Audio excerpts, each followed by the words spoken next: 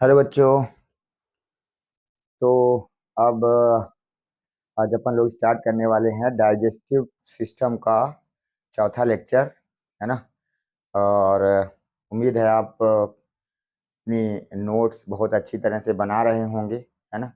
तो हम लोगों ने कहाँ तक देखा था कि हम लोगों ने बकल कैविटी में टीथ, टंग, है ना, और फेरिंग्स पूरा स्ट्रक्चर देखा था। थोड़ा सा ये बात करते हैं कि अगर हम एलिमेंट्री कैनाल का टीएस लें तो कैसे दिखेगा। अच्छा, टीएस का क्या मतलब है? जैसे मान लीजिए हमारी एलिमेंट्री कैनाल है, टीएस का मतलब होता है इसको ऐसे काटें और फिर ऐसे देखें तो क्या दिखाई देता है, इसे हम कहते हैं ट्रांसवर्स सेक्शन। और अगर किसी चीज को हम ऐसे काटते हैं तो इसे इसे हम कहते हैं कि हम उसका एलएस ले रहे हैं, लॉन्गिट्यूडनल सेक्शन ले रहे हैं। तो टीएस का मतलब है ऐसा, ऐसे काट करके हम ये देखना चाहते हैं कि हमारी एलिमेंट्री कैनाल, बोले तो हमारी आहार नाल, जो यहाँ बक्कल कैविटी से स्टार्ट होकर के एनएस पे समाप्त हो रही थी, माउथ से स्टार्ट होकर के एनएस पे समाप्त हो रही थी, उसमें उसकी क्या हिस्टोलॉजी है।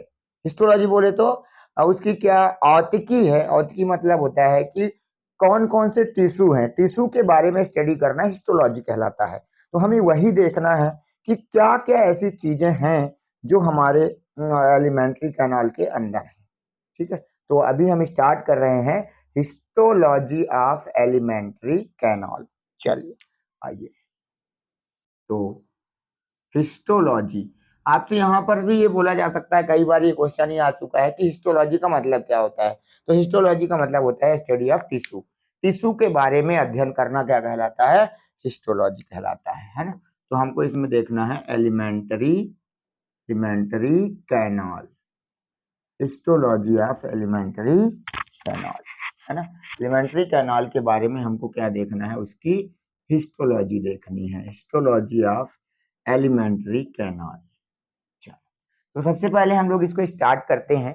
सबसे पहले आप ये जानिए कि हमारी एलिमेंट्री कैनाल को जब हम बीच से काट के देखते हैं तो वो कोई सिंगल लेयर नहीं है, उसमें बहुत सारी लेयर हैं, है ना। और इसमें हमारी एलिमेंट्री कैनाल में 4 तरह की लेयर होती हैं और इसके बाद फिर बीच में खाली स्थान होता है जिसे हम लोग ल्यूमेन कहते हैं, जहाँ पर अपना जो फूड है वो जा करके भरता है और वहां पर वो डाइजेशन की प्रक्रिया पूरी करता है। तो हम लोग आउटर टू इनर चलने की कोशिश कर रहे हैं, है ना। तो सबसे पहले हम स्टार्ट करते हैं एलिमेंट्री कैनाल में सबसे बाहर की लेयर को, है ना। सबसे बाहर की लेयर को स्टार्ट करते हैं और एक एक करके देखते चलेंगे कि कौन कौन सी लेयर हैं। जिसपे आप अंदर की तरफ जाते जाओगे तो वो आपको क्या क्या मिलती जा रही हैं आपको पता चलता जाएगा। तो सबसे पहले हम लोग सबसे बाहर से स्टार्ट करते हैं। तो जैसे ये हमारी एलिमेंट्री कैनाल है, तो इसका आप यहाँ सामने से देख रहे हैं, तो जो सबसे बाहर की जो आपको लेयर दिखाई देगी, इस लेयर का नाम होता है सेरोसा। इसके बारे में आप एक पॉइंट तो आप ऑलरेडी मैं कल ही बता चुका हूं कि ईसोफेगस में ये अनुपस्थित है, अब्सेंट होती है ईसोफेगस में। तो आपको तो सबसे पहला यही चीज याद रखनी है कि हमारे एलिमेंट्री कैनाल की सबसे बाहर की जो लेयर है वो कौन सी है। तो आप बताएंगे कि सर वो सेरोसा है। ये सबसे बाहर है तो निश्चित रूप से प्रोटेक्टिव लेयर होगी। ये कैसी लेयर होगी बताइए? प्रोटेक्टिव लेयर है, बोले तो प्रोटेक्टिव कवरिंग है ये। प्रोटेक्शन का मतलब क्या है? एक सुरक्षात्मक आवरण है ना। और जो सुरक्षा प्रदान करने वाली लेयर होती है ये हमारी बॉडी के अंदर है और बॉडी के ऑर्गन को हम लोग विसरल ऑर्गन कहते हैं और ये कवरिंग भी बना रही है, इसलिए इसका नाम होता है विसरल पेरिटोनियम। क्या नाम होता है बताइए? इसका नाम होता है विसरल पेरिटोनियम, इसका नाम होता है। विसरल अंग ऑर्गन्स वो होते हैं जो बॉडी के अंदर, विसरा है ना, अंदर के जितने लीवर है, अपना पैंक्रियाज है, टेस्टाइन है, ये सब विसरल ऑर्गन है। उसके बाहर की प्रोटेक्टिव कवरिंग है, इस कवरिंग है, इसे क्या कहते हैं? अच्छा, जैसे जो प्रोटेक्टिव कवरिंग होती है अगर हम इसे जूम करके देखें तो कभी कभी इसके अंदर भी कई और मेम्ब्रेन कंसिस्ट होती हैं, डबल मेम्ब्रेन। जैसे हम बात करें हार्ट की, तो हार्ट के अंदर बाहर की तरफ पेरिकार्डियम मेम्ब्रेन है, कार्डियक मेम्ब्रेन है, उसके अंदर चलते हैं तो फिर मायोकार्डियम, एंडोकार्डियम, पेरिकार्डियम रहती हैं। तो इसमें ऐसा कुछ भी नहीं है। ये कैसी लेयर होती है? ये एकदम सिंगल लेयर है, कुछ भी नहीं है इसमें। It is single layer. कैसी लेयर है ये? सिंगल लेयर होती है, ठीक है ना। और ये बनी होती है किसकी? ये बनी होती है मीजोथेलियम टिश्यू की। किसकी बनी हुई है? मीजोथेलियम टिश्यू। अब आप कहेंगे सर ये टिश्यू क्या होता है मीजोथेलियम टिश्यू? तो मीजोथेलियम टिश्यू जो होता है वो क्या होता है? इसके पास होता है tissue epithelium tissue, epithelium tissue. और एपिथेलियम टिश्यू की एक और खासियत, जब मैं टिश्यू पढ़ाया था आप लोग को तो बताया था कि एपिथेलियम टिश्यू कभी भी बिना बेसमेंट मेम्ब्रेन के नहीं बन सकता है। मतलब अगर एपिथेलियम टिश्यू आएगा तो पहले बेसमेंट बनती है, बेसमेंट के बाद ही एपिथेलियम टिश्यू का क्या होता है? निर्माण होता है। तो एपिथेलियम टिश्यू रहता है, प्लस इसके अंदर एरियोलर टिश्यू होता है। तो ये दोनों टिश्यू मिला करके क्या हो जाते हैं? इसे हम लोग कहते हैं कि ये क्या है? मीजोथेलियम की बनी हुई होती है, ठीक है। तो ये हमारी सिरोसा है। और सिरोसा कैसी लेयर है बताओ? सबसे आउटर लेयर है, प्रोटेक्टिव लेयर है, सुरक्षात्मक है, विसरल पेरिटोनियम भी कहते हैं, सिंगल लेयर है। अगर हम इसे भी जूम करके देखें या इसका भी स्टडी करें तो कोई इसके अंदर और दूसरी लेयर कंसिस्ट नहीं है। ये मात्र कैसी लेयर है? खुद एक सिंगल लेयर होती है, ठीक है। कैसी लेयर होती है? सिंगल है, मेसोथेलियम की बनी हुई है ना। एपिथेलियम टिश्यू है और ये एरियोलर टिश्यू कहलाता। और मेसोथेलियम का मतलब होता है epithelium tissue plus areolar tissue, ठीक है। एक पॉइंट आप जानते ही हैं कि ये एब्सेंट है, एब्सेंट इन इसोफेगस। इसोफेगस में क्या होती है? एब्सेंट होती है। तो ये हमारी पहली बारी की बात हो गई, ठीक है। दूसरी लेयर चलते हैं अंदर। अब इसके ये अपनी सबसे बाहर की हो गई। सेकेंड लेयर की बात करते हैं। चलिए सेकेंड लेयर अंदर की तरफ चलते हैं, थोड़ा और इसके अंदर चलते हैं अपन लोग कि दूसरी सर लेयर कितनी, क्योंकि आपने तो बोला है कि 4 लेयर हैं। तो 4 लेयर आप बताइए कि दूसरी कौन सी है ना। तो अब हम सेकेंड पर चलते हैं, यहां पर चलते हैं। चलिए ये सेकेंड लेयर है, ये सेकेंड लेयर है। चलिए पहली ये होगी। तो दूसरी लेयर का नाम होता है, दूसरी लेयर का नाम होता है मस्कुलरिस। कौन सी लेयर होती है? मस्कुलरिस। जैसे कि नाम से ही पता चल रहा है कि पक्का ये किसकी बनी होगी? मसल की बनी होगी। और मसल हमारी बॉडी में 3 प्रकार की होती है, पहले भी बता चुका हूं। Skeletal muscle, smooth muscle, cardiac muscle. तो सर ये कौन सी मसल होगी, है ना। अब बॉडी के अंदर है तो ये तो कंफर्म है कि ज्यादा ये किसकी बनी होगी? स्मूथ मसल होगी। तो स्केलेटल मसल सॉरी मस्कुलरिस किसका है? और इसके अंदर क्या है? मसल है ना। और इनका अरेंजमेंट 2 तरह से हो सकता है। तो मस्कुलरिस, मस्कुलरिस पे 2 तरह के अरेंजमेंट की मसल होती हैं। एक होती है लॉन्गिट्यूडनल, लॉन्गिट्यूडनल, और दूसरी होती हैं सर्कुलर, ठीक है। तो यहाँ पर इनका 2 तरह से अरेंजमेंट है। एक होती है लॉन्गिट्यूडनल और दूसरी होती है सर्कुलर। लॉन्गिट्यूडनल जो है ये बाहर की तरफ है, तो इसे हम कहते हैं आउटर। और सर्कुलर को हम लोग कहते हैं कि ये कैसी है? इनर लेयर होती है। कैसी लेयर होती है? इनर। ये किसकी बनी हुई है बताइए? हमने क्या कहा? किसकी बनी हुई है ये? सबसे पहले कंफर्म करिए किसकी बनी हुई है।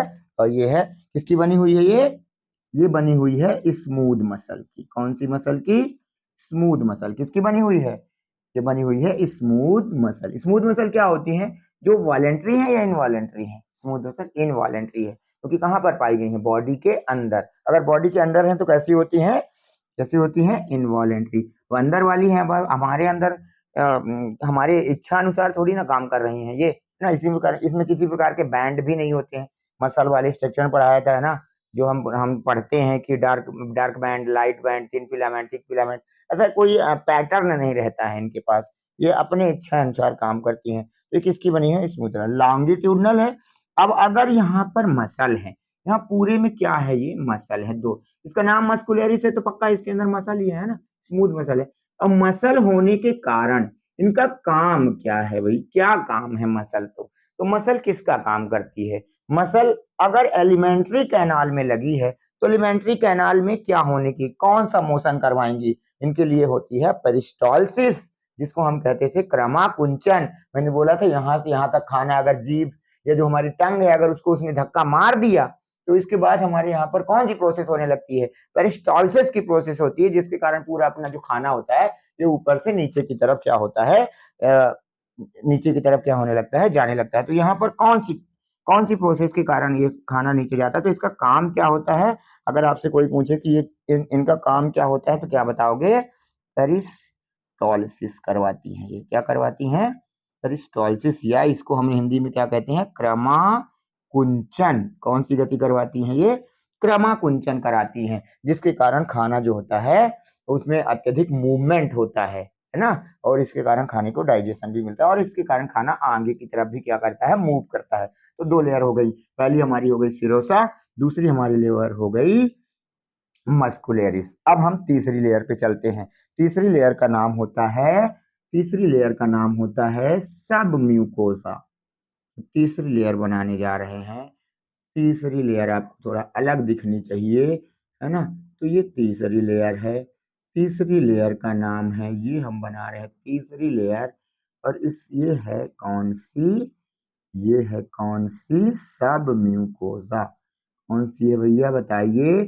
तो तीसरी लेयर जो बाहर से अंदर की तरफ हम जा रहे हैं, किधर जा रहे हैं, बाहर से अंदर की तरफ जा रहे हैं, तो ये तीसरी लेयर हमारी है, जिसका नाम है सब म्यूकोसा। तो ये तीसरी लेयर हो गई। सब म्यूकोसा के पास नर्व सप्लाई भी होती है, प्लस इसके पास ब्लड सप्लाई भी होती है ना। तो यहाँ पर सब म्यूकोसा के पास क्या रहेगी, ब्लड सप्लाई रहती है ना। सर यहाँ पर ब्लड सप्लाई की क्या जरूरत है, देखिए यहाँ पर मान लीजिए ल्यूमेन है, तो यहाँ पर आपका खाना डाइजेस्ट हुआ, और अगर ब्लड सप्लाई नहीं होगी, क्योंकि खाने को एब्जॉर्ब करने के बाद कहाँ भेजना है, ब्लड में ही तो भेजना है, फिर ब्लड के बाद वो सेल में जाएगा, एसिमिलेशन होगा, लेकिन पहले तो प्रोसेस कौन सी होगी, एब्जॉर्बेशन, और एब्जॉर्ब होके उसे कहाँ ले जाना है, कहाँ ले जाना है, एब्जॉर्ब करके उसे हमको कहाँ ले जाना होता है, ब्लड में ले जाना होता है। तो भैया जब ब्लड में लेके जाएंगे तो ब्लड यहाँ आसपास होना तो चाहिए ना, कि हम ढूंढेंगे कि कहाँ है ब्लड, आओ उसके अंदर इंटर कराएं। तो इस दूसरी लेयर पर ब्लड होती है, और यहाँ नर्वस कनेक्शन भी रहते हैं, यहाँ नर्वस कनेक्शन भी है, ठीक है। तो ये हो गई। अंदर चलते हैं, सबसे अंदर अपनी जो लेयर है, मोस्ट इनर लेयर, सबसे अंदर की तरफ जो हमारी लेयर है, सबसे अंदर जो लेयर है, मोस्ट इनर लेयर जो हमारी है, उसका नाम होता है म्यूकोजा। तो ये हमारी तीसरी हो गई। और सबसे चौथी जो ये हमारी लेयर है, ये इसका नाम होता है म्यूकोजा। ये कैसी है भैया, सबसे अंदर की है, ये इनर मोस्ट लेयर है म्यूकोजा। इसके बाद ये हमारा खाली स्थान रहता है, जिसे हम लोग क्या कहते हैं कि ये ल्यूमेन है। इसी में हमारा डाइजेस्ट जो न्यूट्रिएंट मटेरियल्स रहता है, जो हमें एनर्जी प्रोवाइड करता था, जो हम आप खाए थे, वो इसी के अंदर यहाँ पर आकर के क्या हो जाता है, भरा हुआ है ना। म्यूकोजा को हम अगर डिटेल्स से देखें, तो यहाँ पर भी म्यूकोजा जो है ये 3 लेयर में डिवाइड है यार। कितनी लेयर में डिवाइड है, 3 लेयर में, जिसे हम बाहर से अंदर की तरफ को देखने की कोशिश कर रहे हैं। किधर की तरफ देखेंगे इसको, अंदर की तरफ से। तो पहली होती है मस्कुलरिस म्यूकोसा। मस्कुलरिस म्यूकोसा पहली लेयर होती है, इसके अंदर ही है म्यूकोजा, 3 है यहाँ पास, है ना। ये म्यूकोजा हो गई पूरी, और इस पे पहली, दूसरी, तीसरी, ये इसी के अंदर कंसिस्ट है। जैसे हमने इसको कहा था ना कि ये सिंगल है, इसी तरह से अब ये अंदर की जिसकी बात कर रहे हैं, इसी के अंदर 3 लेयर है, कंसिस्ट है ये, इसी के अंदर ये बनी हुई। तो पहली हो गई अपनी मस्कुलरिस म्यूकोसा, है ना। दूसरी होती है हमारे पास लैमिना प्रोप्रिया। कौन सी होती है, लैमिना प्रोप्रिया। कौन सी है दूसरी, हमारे पास है लैमिना प्रोप्रिया, ठीक है। तो हमारे पास दूसरी हो गई लैमिना प्रोप्रिया। और तीसरी होती है टिश्यू, जो है जो कि ग्लैंड में कन्वर्टन हो जाता है। हमने टिश्यू वाले में पढ़ाया था कि कुछ अपने एपिथेलियम टिश्यू जो होते हैं स्पेशल ग्लैंड बना लेते हैं, जिसे ग्लैंडुलर एपिथेलियम कहते हैं। तो यहाँ पर तीसरे नंबर की भी होती है, जिसे हम लोग क्या कहते हैं, इपिथीलिया। क्या कहते हैं, इपिथीलिया। तो ये हो गई हमारी पहली, ये हो गई हमारी दूसरी, और ये हमारी हो गई तीसरी। तो इस प्रकार से हमारी जो है एलिमेंट्री कैनाल जो है वो बनी हुई है 4 लेयर की। इससे क्वेश्चन अगर बनेंगे तो आपसे बनना चाहिए कि सबसे बाहर की लेयर सिरोसा है, प्रोटेक्टिव लेयर है, सुरक्षा प्रदान करती है, विसरल पेरिटोनियम है, अंदर का आर्गन है तो विसरल होगा ही, और बाहर लगी हुई है तो पेरिटोनियम है, बाहर है। अगर हम इसकी स्टडी करें तो ये सिंगल लेयर की बनी है। और मीजोथीलियम का मतलब होता है जिसके पास एरियोलर टिश्यू है प्लस एपिथेलियम टिश्यू दोनों है। और इसकी खासियत ये है कि पूरी एलिमेंट्री कैनाल में सब जगह है, लेकिन कहां पर ये अनुपस्थित है, ये हमारे पास अनुपस्थित होती है कहां पर, ईसोफेगस में अनुपस्थित है। कोई बात, आगे की बात करें, दूसरी होती है हमारे पास मस्कुलरिस। जैसा कि नाम से पता है मसल होंगी इसके अंदर, लेकिन मसल कौन सी होंगी भैया, इसके पास मसल होती है स्मूथ मसल। कौन सी मसल बोलो, कौन सी मसल, स्मूथ मसल होती है। और ये मसल दो तरह के अरेंजमेंट में लगी हुई है, लॉन्गिट्यूडनल मसल होती है और सर्कुलर मसल होती है। लॉन्गिट्यूडनल आउटर होती है और सर्कुलर इनर की तरफ, अंदर की तरफ होती है। 2 लेयर हो गई सर। तीसरी लेयर हमारी होती है सब म्यूकोजा, जिसमें ब्लड सप्लाई होती है और नर्वस कनेक्शन भी इस पर होते हैं। इसके बाद हमारी है म्यूकोजा, सबसे इनर मोस्ट लेयर है, लेकिन इसके पास 3 लेयर और है ना, मस्कुलरिस, म्यूकोजा, लैमिना प्रोप्रिया और तीसरा एपिथीलिया, है ना। अगर आप इसे देखेंगे तो ये यहाँ 1 2 3, और सबसे अंदर हमारा क्या हो गया, ये ल्यूमेन हो गया, जिस पर हमारा फूड जो है चलता है, भरा हुआ है ना। तो ये हमारा स्ट्रक्चर हो गया किसका, एलिमेंट्री कैनाल की हिस्टोलॉजी। तो आप इसे बना लीजिए, और जो जो चीजें मैं बोला हूं, चाहे तो आप इसको ये बनाने के बाद अलग से हेडिंग डाल करके लिख सकते हैं। पहले नंबर में सिरोसा, फिर उसकी क्या खासियत है, दूसरे नंबर में म्यूकोसा, फिर उसमें क्या क्या है, तीसरे नंबर में सब म्यूकोसा, और चौथे नंबर में म्यूकोसा। कौन कौन सी चीजें इस पर हैं, है ना। आप वीडियो को रोक करके और इसका एक स्क्रीनशॉट ले लीजिए और इसको फोटो खींचिए, और इसके बाद बढ़िया सा एक नोट्स तैयार करना है आपको, ठीक है। चलिए, तो इसको बनाने के बाद अब आगे हम लोग चलते हैं, है ना। थोड़ा सा एलिमेंट्री कैनाल देख लिए। अब हम लोगों ने ईसोफेगस यहाँ तक सारा फेरिंग्स तक तो पढ़ ही लिया था। अब हम लोग को थोड़ा नीचे चलना है कि यहाँ से अगर हम चलेंगे तो अब नीचे कहाँ जाएंगे। चलिए थोड़ा सा और आगे चलते हैं, है ना। इसे मिटा रहे हैं, आगे चलते हैं, मिटा दें, कोई बात नहीं, चलिए मिटा देते हैं इसको, है ना। और बाकी पढ़ाई लिखाई करते चलिए, है ना, खूब पढ़िए। हाँ सर, पढ़े ही रहते हैं यहाँ से जाने के बाद। अरे भैया, हम पढ़े रहने को नहीं बोल रहे हैं, पढ़ने को बोल रहे हैं, पढ़ते रहिए, हाँ वही, पढ़े रहिए, पढ़े नहीं रहिए, देखिए, है ना, नोट्स तैयार करिए, तभी कुछ हो पाएगा, है ना। तो चलिए आगे चलते हैं। अब हम लोग बात करते हैं ईसोफेगस की, है ना, जिसे हम लोग और क्या कहते हैं, फूड पाइप। ईसोफेगस, चलिए चलते हैं, फूड पाइप की बात करते हैं, थोड़ा सा देखते हैं इसके बारे में भी, है ना। जब हम आगे चलेंगे, क्योंकि हमें अभी तो विंड पाइप से आगे बढ़ना नहीं था, हमें फूड पाइप से आगे बढ़ना था। चलिए बात करते हैं फूड पाइप से, थोड़ा सा ऊपर से बनाता हूँ, फूड पाइप से स्टार्ट करते हैं। तो ये हमारा हो गया फूड पाइप। फूड पाइप का कोई नाम पूछे तो आप जानते ही है, फूड पाइप का दूसरा नाम ईसोफेगस है ना। ईसोफेगस की जो मसल्स होती हैं, ईसोफेगस की जो मसल होती हैं, इसके कुछ पार्ट में, अपर पार्ट जो होता है इसका, कुछ सम अपर पार्ट, इसका जो अपर पार्ट होता है वो स्केलेटल मसल का बना होता है।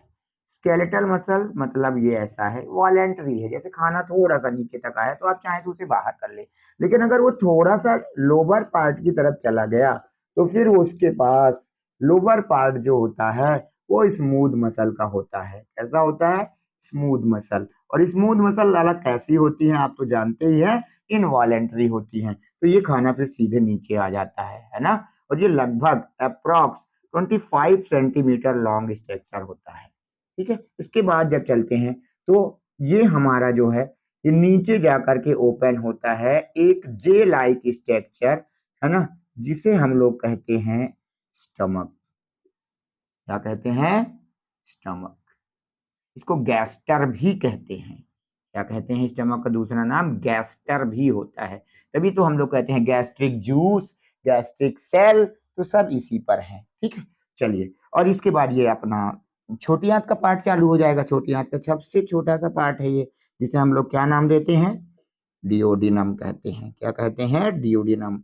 किस आकार का होता है डिओडिनम, देख लो, ये सी फॉर कैट, किस आकार का होता है, सी आकार का। मोस्ट स्टेबल होता है, यहीं पर आकर के इधर से पैंक्रियास और लीवर से बाइल जूस भी सब यहाँ पर आकर के मिलेंगे। लेकिन उससे पहले ऐसे नहीं मिलते हैं। खाना स्टमक में लगभग 4 से 5 आवर्स रुकता है ना, रेस्ट करता है यहाँ 4 से 5 आवर्स, तब जाकर के कई सारी चीजों का डाइजेशन होता है। इसके बाद इसे आगे बढ़ाया जाता है।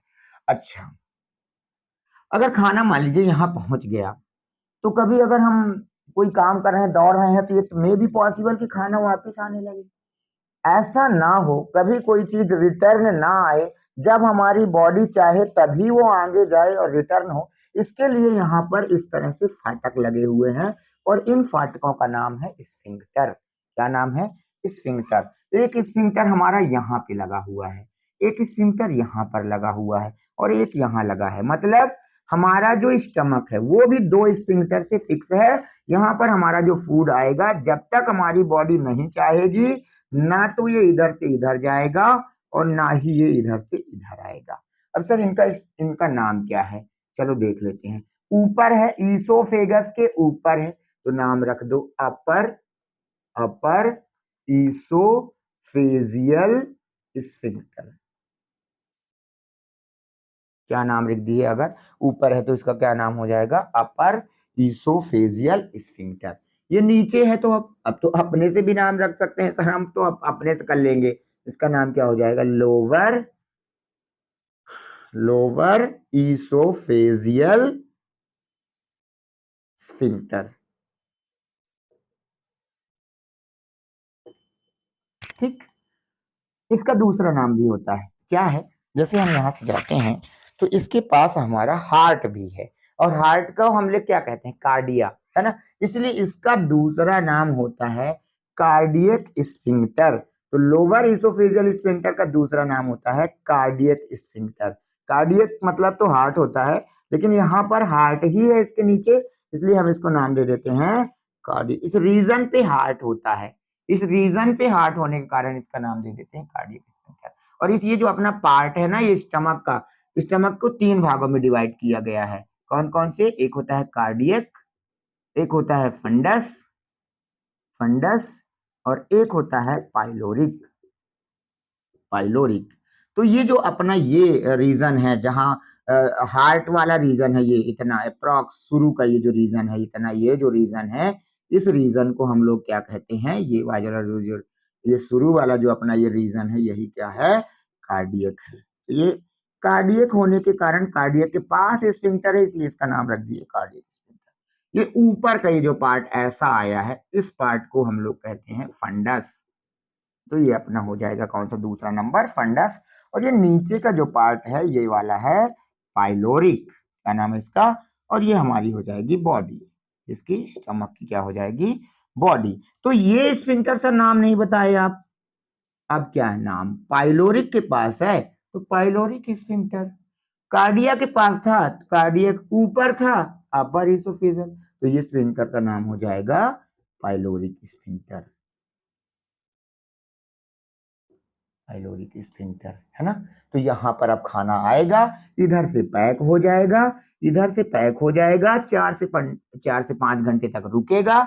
यहाँ पर जो गैस्ट्रिक सेल है, क्योंकि स्टमक का दूसरा नाम गैस्टर है, अतः यहाँ पर चारों तरफ इनकी दीवारों पे लगी हुई है सेल, जिन्हें हम क्या कहते हैं, गैस्ट्रिक सेल।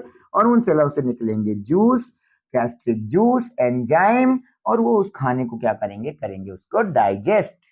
क्या करेंगे, उसको डाइजेस्ट। और ये खाना 4 से 5 घंटे के बाद इस स्फिंक्टर को खोला जाएगा और आगे चला जाएगा।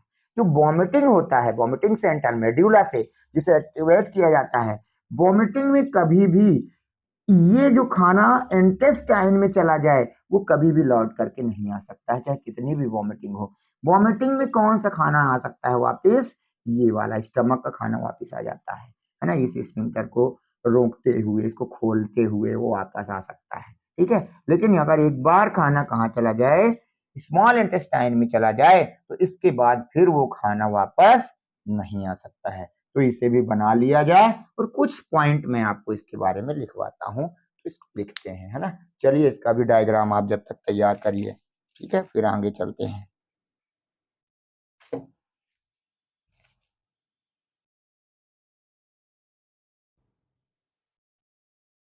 ठीक है,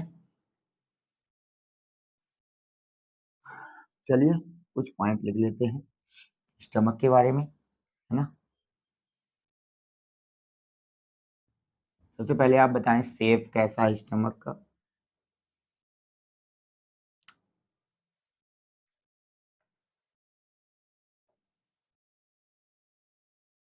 कुछ पॉइंट है, स्पेशल पॉइंट से भी आप उसको याद कर सकते हैं, है ना। तो अगर हम स्टमक के शेप की बात करें, इसके आकार की, तो ये कैसा है, जे शेप होता है ना। जे शेप बैग लाइक है। बैग माने क्या होता है, थैले के जैसे संरचना है।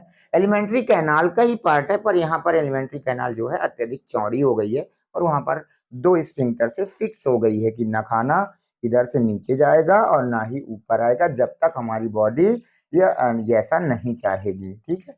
तो ये कैसा होता है, बैग लाइक स्ट्रक्चर है ना। 4 to 5 आवर्स फूड, है ना, स्टोर इन स्टमक। स्टमक में खाना कितने समय तक के लिए स्टोर किया जाता है, कितने समय के लिए, 4 से 5 घंटे के लिए इसको क्या कर दिया जाता है, स्टोर किया जाता है ना। स्टमक जो में जो ग्लैंड है, ग्लैंड ऑफ स्टमक, जो ग्लैंड में स्टमक होती हैं उनका नाम क्या होता है, ग्लैंड जो होती है वहां पर उनका नाम होता है गैस्ट्रिक ग्लैंड। क्या नाम होता है उनका, गैस्ट्रिक ग्लैंड कहते हैं उनको। क्या कहते हैं उनको, गैस्ट्रिक ग्लैंड। तो स्टमक में जो ग्लैंड है उनका नाम क्या होता है, गैस्ट्रिक ग्लैंड। आपको स्पेशली, है ना, ये याद रखना है कि सिरोसा केवल कहाँ तक एब्सेंट होती है, ईसोफेगस में एब्सेंट है। Serosa, serosa absent in oesophagus, है ना, नॉट इन स्टमक। स्टमक में क्या है वो ना, स्टमक में क्या है वो, प्रेजेंट है। कहां पर एब्सेंट होती है सिरोसा केवल, सिरोसा केवल ईसोफेगस में एब्सेंट है, बाकी जगह पर वो है, ठीक है। अगर हम बात करें, ऐसा फूड कल भी बताया था जिस फूड में फूड प्लस सलाइवा मिल गया था उसे हमने कहा था बोलस। क्या कहा था, बोलस। अब जो खाना हमारा कहाँ आ चुका है, वहां से चलते हुए कहाँ आ चुका है, बोलो, स्टमक।